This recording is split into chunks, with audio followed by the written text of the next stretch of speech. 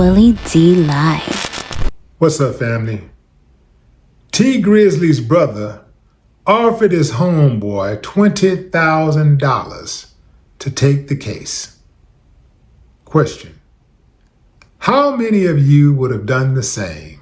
Let's say it's a felony charge that carries up to 5 years in prison. Carries up to 5 years in prison.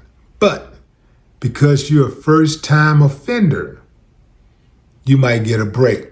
You might get some probation. It's likely that you'll get some probation, or maybe 2-3 years, or 2-3 months in jail, like county jail. What you take? Would you take the offer? Give me a thumbs up if you say, yeah, man, 20 racks, I ain't got nothing to do. Yeah, 20, that'll do. I do that. I take that money, use that for some seed money to start my business. Or would you rather give me a thumbs down and say, hell no, I ain't taking no case for nobody? I'll give you a few moments to think about it. Okay, time's up. My thoughts, fam. This is one of those situations that is going to boil down to doing whatever makes you sleep well.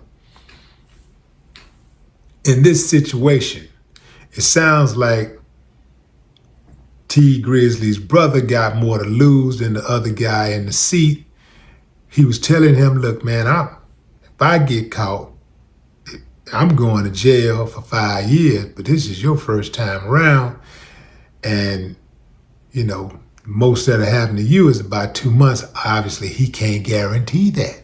You don't know what type of judge you're going to get. You don't know what type of prosecutor you're going to get. You might get one of those prosecutors that be on one, like, man, I'm starting off at 25 years for everybody. You can't do that. The guy only had a traffic ticket. I don't give a damn. 25 years. Exaggerating, but you know, you're picking up what I'm putting down, right? You do not want to be in a courtroom with an overzealous prosecutor, because it is going to be hard to beat that person, especially if you ain't got the paper. Dude seemed like he didn't have the paper to do it in the driver's seat who they was trying to put the case on. Now check this out, fam.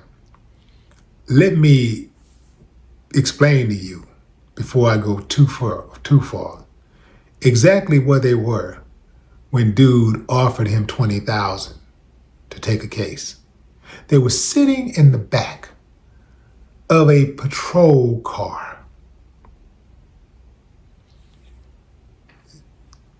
Did you hear me? They were sitting in the back of a patrol car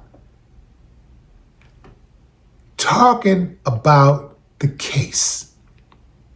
Now, I'm not trying to encourage anyone to commit crimes. I say keep your nose clean, go the straight and narrow, especially if you got some of this kind of skin, because they are looking to hide you. They want to go out of their way to hide you.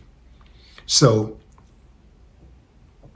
try not to do anything like that can get you sent to jail and separated from your family and separated from your dreams and goals and aspirations.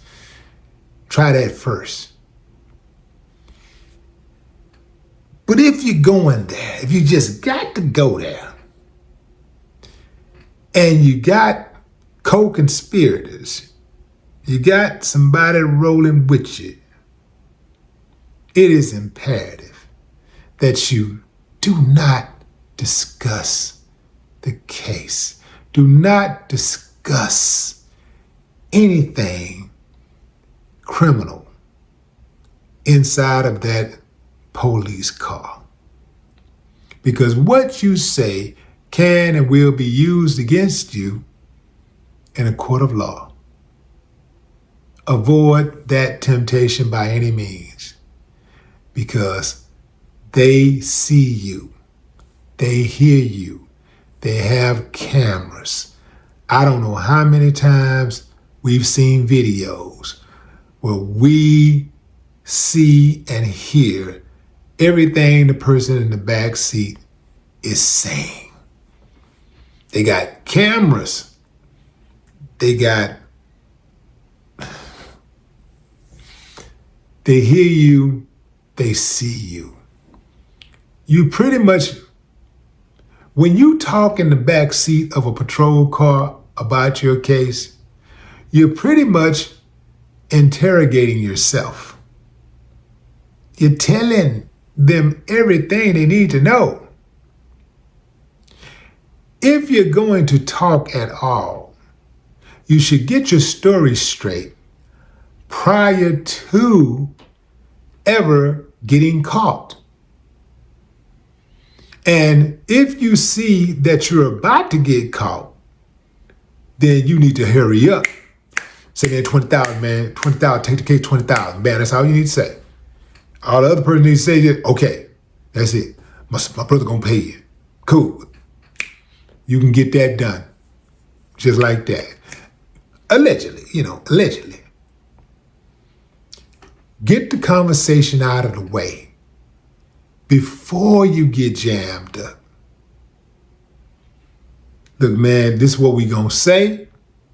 This is how we gonna play it. I ain't saying nothing. Well, I ain't saying nothing either. I ain't saying nothing, but I need you to say something, because if you don't say something, they're gonna put this stuff on both of us. They're gonna take this work and they're gonna divide it between me and you. They're gonna give you a brick and me a brick. Ain't no use to them taking both of us. I got the money. I'm gonna look out for you on the lawyers. I'm gonna look out for you on the commissary. I'm gonna make sure that your people are all right. Just take this case, man. Cause I'm the money man. So if they get rid of me, man, how people gonna eat? How you gonna eat? You know what I'm saying?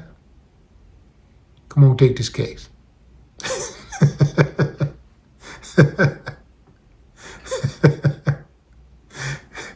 The thing is this, fam. I don't know why dudes expect dudes to take cases these days, because $20,000 ain't a lot of money to get a felony. It's going to take you $20,000 for a lawyer. So I don't think, even if I was broke and knowing all the stuff that I know now about the law, getting a felony on your record is not worth $20,000. I don't even know if it's worth anything, depending on what kind of state you're in financially.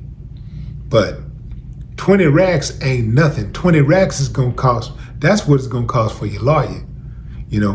Let's say you get lucky and get a lawyer that charges you only 10 or 15. You still ain't got nothing but $5,000 or $10,000 left. And you're gonna spend that probably within the first month trying to continue to handle your business on the street and look out for people and provide like you did when you was on the streets. Providing from jail and providing while you on the street is two different levels of that. Because when you in jail, you can't see how the money being spent.